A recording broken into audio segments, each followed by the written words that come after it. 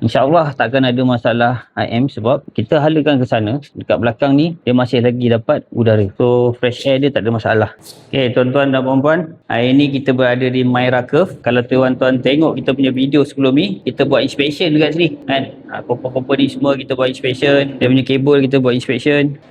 Ni tuan-tuan tengok yang kita marking hari tu. Ni yang kita marking. So kita dah buat continuity test, kita buat insulation test. Okay, first yang dekat living ni customer nak buat apa? Yang ni dia nak alih pergi ke sini. So dinding ni dia beam tau. Beam ni kita tak boleh hacking. Apa kita kena buat? Kita akan jalan casing lah.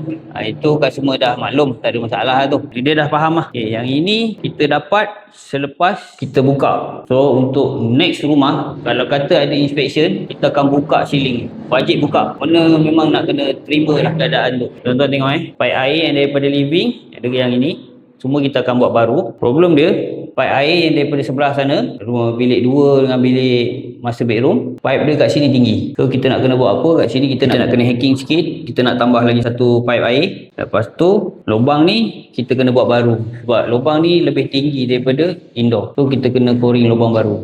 Okey, ini bedroom 2. Tuan-tuan tengok apa yang kita nak kena buat.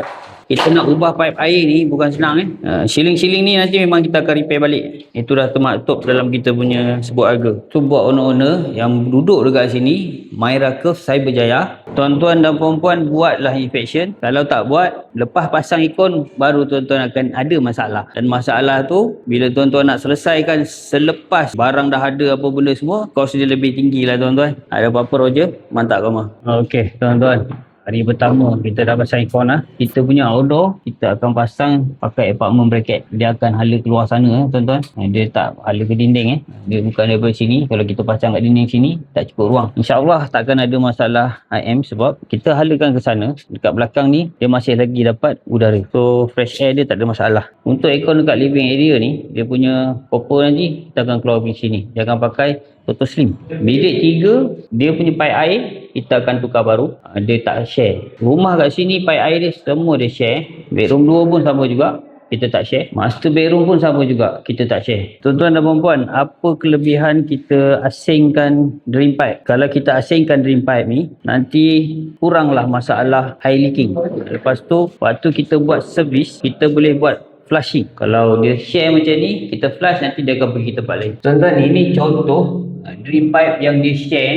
Tuan-tuan tengok, ni pipe air ni. Okey, tu. Nampak? Ada T dekat situ. So T ni datang dari mana?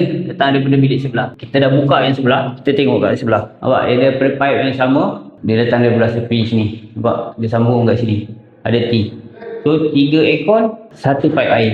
Kita dah buat inspection dekat sini 3 biji rumah. So saya yakin dan saya percaya insyaAllah semua unit dia buat sistem yang sama. Kalau tuan-tuan dah dapat kunci rumah, buatlah inspection. Macam mana nak contact kita orang?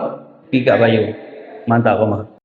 Haji Bank Solution Expert. Mantap, mantap, mantap. Mantul, mantap betul, betul, betul, betul, betul, betul, betul, mantap betul.